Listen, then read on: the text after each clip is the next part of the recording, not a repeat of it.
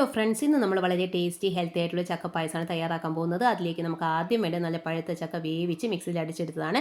അതിൻ്റെ കൂടെ നമുക്ക് വേണ്ടത് തേങ്ങാപ്പാൽ, ശർക്കരപ്പാനി, ഏലക്കാപ്പൊടി, തേങ്ങാക്കൊത്ത്, നെയ്യ്. ആദ്യമായി അടി കട്ടിയുള്ള സ്റ്റീൽ പാത്രം നമ്മൾ ഗ്യാസിൽ വെച്ച് അതിലേക്ക് നമ്മുടെ ചക്ക വേവിച്ചത് എടുത്തിട്ടിരിക്കുകയാണ്. അതിലേക്ക് നമ്മൾ അല്പം വെള്ളം ചേർത്ത് തയ്യാറാക്കിയ തേങ്ങാപ്പാൽ ഒഴിച്ച് നന്നായി തിളച്ച് വരുമ്പോൾ നമ്മൾ അതിലേക്ക് നേരത്തെ തയ്യാറാക്കി വെച്ച ശർക്കരപ്പാനി ഒഴിച്ച് വീണ്ടും അത് നമ്മൾ നന്നായി ഇളക്കിയെടുക്കുന്നു. ഇളക്കിയെടുത്ത് അതൊന്ന് തിളച്ച് വരുമ്പോൾ നമ്മൾ ആദ്യം തയ്യാറാക്കി വെച്ച വെള്ളം ചേർക്കാതെ തയ്യാറാക്കി വെച്ച നമ്മുടെ തേങ്ങാപ്പാൽ ഒഴിക്കുന്നു.